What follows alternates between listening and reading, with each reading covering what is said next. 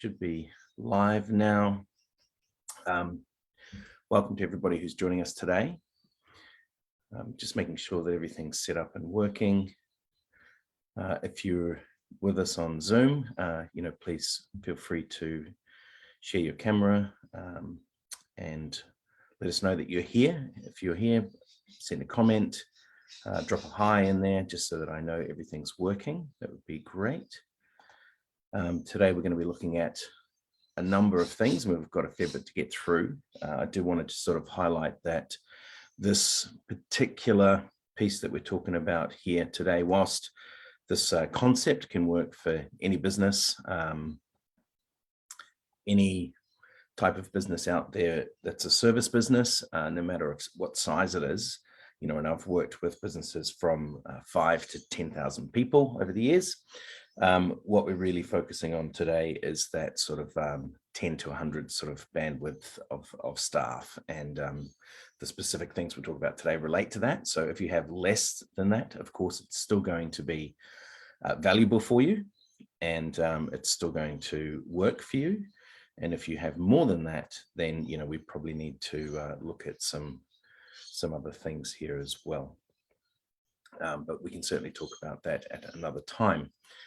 So I see Harry's here.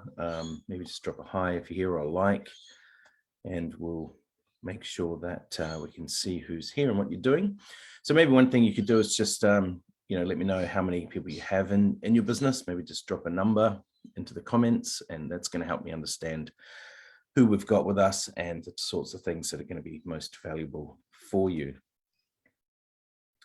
Just going to share my screen now. And make that nice and big. And what we're going to go through today is time for growth. It's all about getting time back in your business to grow. And as I said earlier, it is important to recognize that there are certain things that are going to work for certain size businesses. And one of the things that we want to really focus on is looking at the aspect. In this particular one, we're talking about those businesses that are at the 10 to 100 sort of staffing levels.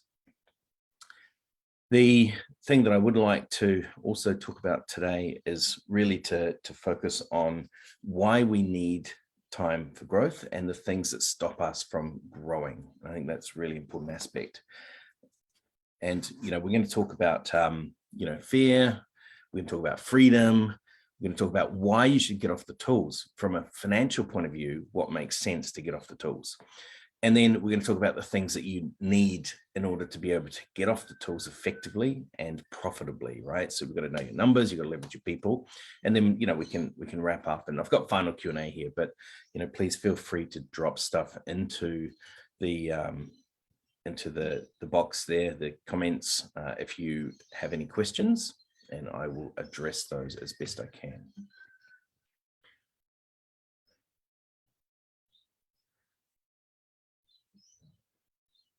So when we talk about fear, you've got to be able to let go in your business in order to be able to really grow, right? You've got to be able to leverage staff, and to leverage staff, you've got to let them do the work, and you've got to be able to step back. You've got to be able to get off the tools. And, I've heard so many stories from, business owners where people have been told, just let it go, or don't worry, trust your staff, it'll be fine, believe in your people, all these sorts of things. But unfortunately, it's just not a reality, right? This is your baby that you've built, with blood, sweat, and tears. And you can't just let your baby go. And it sort of reminds me, actually, when I was in Europe, and this is going back a fair bit of time in the late 90s, where some of the crime gangs there, they initially started with begging, and then begging was becoming less and less effective. And they were getting big crackdowns from the local governments, and they wanted to make money fast. And they came up with a scheme where they would have the woman that had babies would throw their baby, or potentially a fake baby, but usually a real baby, at someone, at a target. And that person would catch the baby, and then they would steal, pick their pockets, steal their their bum bag, as they were called in those days, and things like that. And this is really, really incredible, right? But of course, no one can drop a baby, and people would ask, if people got robbed, they said, well, what am I supposed to do? And the police would say, well, just let the baby go. But no one could do that. And it's the same with your business, right? So I've been burnt before. I've been in a situation, I had a really, really bad situation, a few years ago, when I was doing a lot of corporate work, and I went on a vacation to Hawaii. I've been traveling crazy amounts, right? I was away from home 3.5 weeks a month, and finally had a vacation with my wife, and I had a small baby. We went across to Hawaii. And, we arrived the first day, we checked in. The next day, I had a call and a massive issue with a staff member at a client site. And I was working every single morning and every single night, trying to solve this thing. And, it was just horrible. And so, these things have happened and do happen, and they knock your confidence. And, that creates that fear. And the fear is real and the issues are real, but there are ways that you can get around them. And there's ways that you can deal with these things in a better way that allow you to still be able to get off the tools. And that's really what we're going to be focused on today. Now, for anyone new who's just joined us, please feel free to drop any questions in the comments. If you're interested in anything you want to ask, drop me a hi or hello or a like, so I can see that everything's working well. As I mentioned earlier, this is really the sweet spot here is between 10 to 100 staff. So if that's not you, if you're less than that, it can still work for you. But if you're more than that, we need to do a bit more, but we can talk about those things. And as we go through, and to get rid of this fear, there's really, you want to get freedom out of your business, right? That's what you're aiming for. You're aiming to be able to step away, to do the things that you want to do, but also you want to be able to step away from the day-to-day to focus on growth. And we'll talk about that in a minute as well. But in order to do that, you need to first have financial stability in your business. So you've got to have your profitability set right so that you can have that financial stability, and you've got to have emotional stability. And what that is there is it's much more around that confidence piece, confidence in your staff. And the reality is that in a business, in order to have freedom, you've got to leverage something. And in a service business, what you're leveraging is your staff. So if you can't rely on, and you can't step away and rely on your staff, you're not going to have a leveraged business. You're not going to get to freedom. So the emotional stability there is putting in place a framework that allows you to have the confidence to step away. And when I talk about freedom, I'm not talking about Insta life, Learjets and fabulous yachts, although that may be within reach. We're really talking about the ability to take a vacation, the ability to not work in the day-to-day, not work on the tools, so that you can focus on growth in your business, which is, you're going to get so much more value from that. And what value do you get from focusing on growth? I mean, that's a really important aspect here, right? Because, there's no point focusing growth unless you're really going to get something of value. So what you really want to do here is think about, when you're off the tools, you're doing the $1,000 per hour jobs. That's really what you're doing, right? And, just to give a really, really basic sort of idea on this, and again, we're talking about leveraging your time versus your staff time. If you were to be focused off the tools and, look at how this would work for you in your business. Now, this is just a very simple, practical example. Let's assume in this business that each sale is about $1,000. And that becomes a job. The average job takes 3 to 4 hours plus travel. So we're doing about 2 jobs a day, and your staffing costs, we've just made it easy, $50 an hour.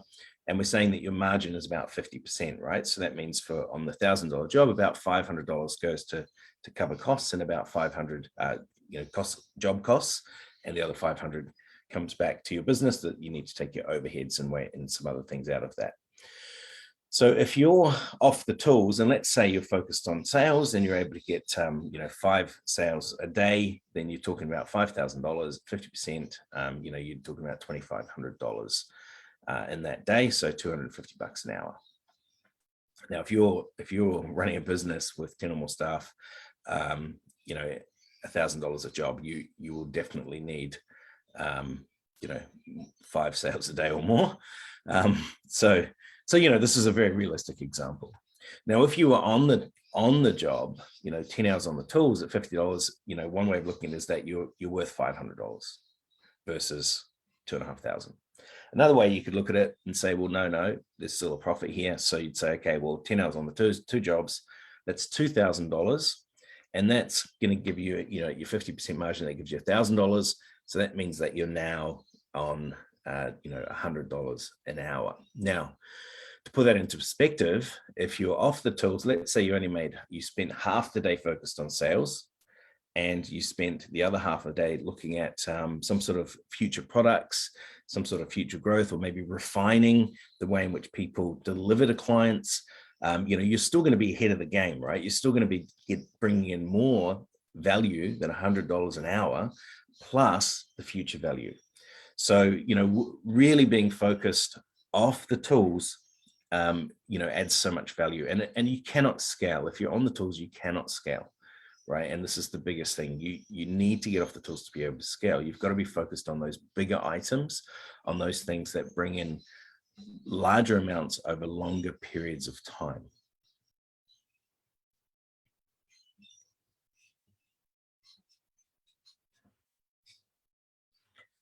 And, once again, it's the big challenge here is that confidence piece, right? How can you step away from the tools whenever you do that, things go wrong, right? Whenever you let your staff go to a job, there's a problem and you have to solve it. And so again, we're talking about a framework here. So putting in place a framework that allows you to better leverage your staff. So one of the key things is that you need to know your numbers, right? You can't have confidence in your business if you don't have good profitability. If your profitability is not set right, you can't have that confidence. And you also can't have the confidence, even if your profitability is set right, even if you have good profit, you can't have the confidence if you don't know your numbers right now, because you're sort of guessing. And that's one of the biggest challenges for businesses, is that they go through this scenario guessing where they're at rather than knowing where they're at.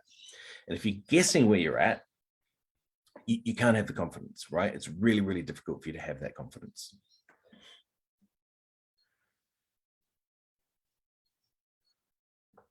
So, if you think about the numbers in a different way, right? Imagine you had a sport, there's no rules, there's no defined playing field, which is what business is. And there's no score. How are you going to win, right? So if you think about your business, there are really no rules. You can do anything. And if you're able to do something that the customer wants, they're likely to pay for it. And that gives you a business. There's no real defined playing field. And COVID has certainly taught us that. People have gone from doing things face to face to doing things online. We've had people that were traveling all over the world that stopped traveling and could still do their business, right? So there's not really a defined playing field in the sense that you can stretch things a lot and still do. In fact, by stretching things, you often do better, right? That's called innovation. And so, then if you don't have a score, how do you win? How do you know where you're at? If you don't have a score in your business, how on earth are you going to know whether you're succeeding at your goals? And this is really the key thing. So you need to bring visibility to it all. But before we do that, sorry, I haven't had my first coffee yet, so I'm just getting stuck into that. Before we do that, it's really important to also understand that your strategy fits into this, and it needs to be aligned to this, because once you put this in place, people will start achieving things super, super fast. And so if you are not, really focused on the strategy side of things, or you don't fully understand, or people in your business don't fully understand, you can have a pretty big risk. So it is super, super important to make sure that you cover this off. Now, this is the old traditional model, strategy at the top. People, I don't really like this model. Here's what I'm talking about here, which is a much stronger model to me. Your strategy is your foundation. You've got people going out there and delivering jobs. You've got people selling, and then you've got processes around that. And what you're measuring, when we talk about measuring things, when we talk about knowing your numbers, what we're talking about here is that you're measuring those two processes. You're measuring your sales and your delivery process. And that's super, super important because they're what bring you your business. On the sales side, it needs to be effective, right? You need to be able to know that you're selling things at the right profitability, you're getting enough sales, and that is continuous, it's predictable, and you know exactly how you get those sales. On the delivery side, again, particularly in a service business, it's about the people. So people having the right skills, the right knowledge, dealing in the right way with the customer. Again, the right amount of time and effort is put into the job and it's effective. But more importantly is that it's efficient and that it fits within the framework of customer value. And so what you're measuring is you're measuring these two processes. And when you measure these two processes, it tells you what your financial results will be if you measure them the right way. So the other thing that you need here is to be able to make this visible to everybody, right? So having a scorecard is super, super valuable. It's important what's on your scorecard. It's really important what's on it, but it's also really important that it's not cluttered and has a lot of stuff, right? So we focus on 4 KPI, and we'll talk about that in a minute, across the Ultimate Customer Value Pack. And it's scorecards are so valuable because they show you your progress, which is super, super important, because at any one given time, we can have a problem. At any one given time, we could have a success or a failure, and that's okay.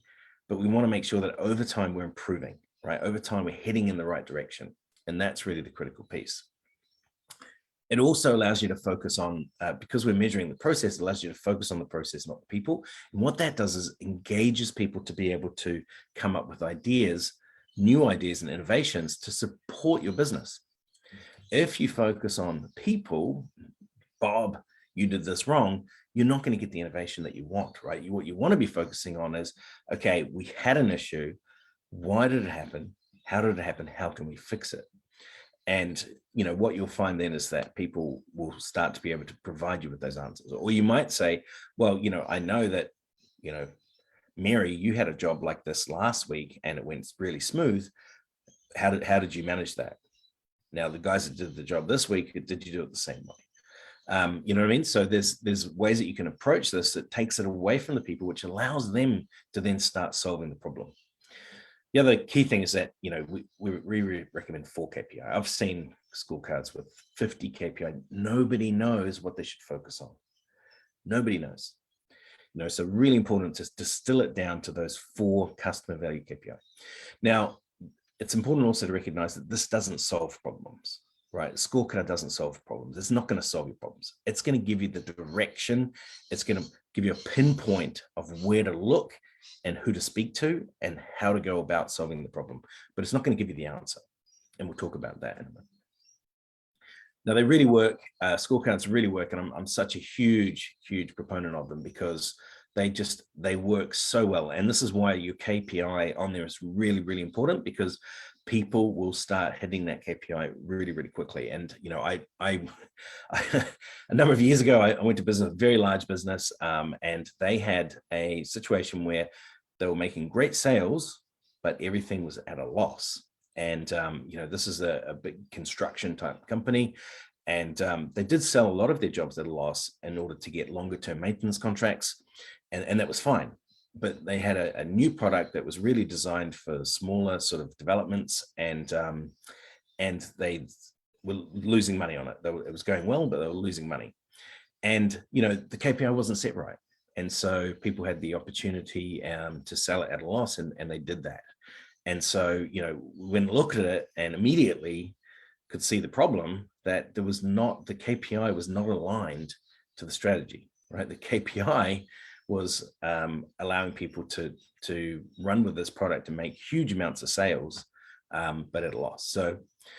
So it's really, really important to set the scene, make sure that everyone's talking the same language. It's really important to be able to see the trends and the progress. And, the beauty of a scorecard is you can change it. You can focus and change your goals as your business progresses, right? So you don't have to keep it the same as long as you go through the right communication process as you do it. So the ultimate customer value, this is our proprietary KPI set that we look at. And, what we look at is cost, speed, quality, and service. And the main reason for that is that when you focus on one of these things, and most businesses I find are focused on cost, and then they have some sort of a pseudo quality metric, and that's it. And when you focus on just one of these or two of these, you can cause lots of problems, right? If we say, okay, look, guys, we're not making money, let's focus on our cost. We've got to do things faster, or maybe we're going to have to charge things in a different way. What you can find is that, let's say you say, let's do things faster. We don't want to change the pricing, the market, we're competitive in the market. Let's stay there.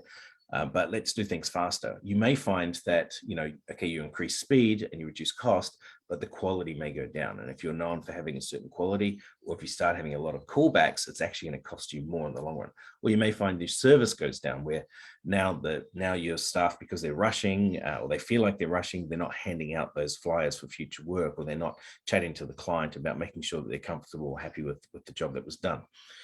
Or maybe they're not giving the right quote information. So you start having a lot of complaints and a lot of issues there. So focusing on all four of these is absolutely critical to success and to profitability. So have I lost anyone here? If you just drop a comment, if you want me to slow down, or if you want me to speed up, or whatever you want, let me know. If you have any questions, of course, drop those into the chat or the comments as well. So the next piece, really, to make sure that you can get the confidence that you need in your business, is to know your team. And, I'm not really talking about, of course, you might want to, but I'm not talking about, knowing what they had for breakfast or how old their kids are. Those things may well be important, but it's more about understanding how they fit within your business and the types of the ways in which they solve problems in your business. So, Newton's third law: for every action, there is an equal and opposite reaction. Now, and people are taking actions in your business every single day, and you want that action to be the right action so that you get the right reaction, right? So, a typical example of this would be you come up to a job site and you smile at the customer and you say, "Hey, how's it going?" And the likely reaction you get from that is, "Oh, great." Or you turn up on time. "Hey, we're on time." Or you call them when you're running late beforehand, you're going to get a reaction. Right. And not taking action also can get a reaction. But, so you want people to take the right actions in your business to get the right reactions. And so in order to do that, you as a business owner, you have to change the framework in which you are working in the business. You have to change the way in which you work with the people in your business. And there's three key styles of management, right? And, I think that we've seen, probably everybody's seen these in their lives, either in a professional or in a personal way. And, the first one is micromanagement. And, micromanagement is horrible for people, for staff. And it's all about, sitting over their shoulder, making sure they do exactly what they do. And this may happen when you go out to a job and you're with them and they're working on something, and you're like, have you, did you think of, this sort of thing, right? This is micromanagement. And then you've got absent management, right? And this is like, I'm trying to call Brad. I've got an emergency. I've been trying to call him every hour and I just can't get hold of him, right? He's just not picking up the phone. He's just not available. So that's your absent management. And in the middle here, we have active management. And this is clearly what we support. Active management is all about setting goals and following up on results and providing, staff support. And if you go back to our scorecard, that gives you the framework to do that, right?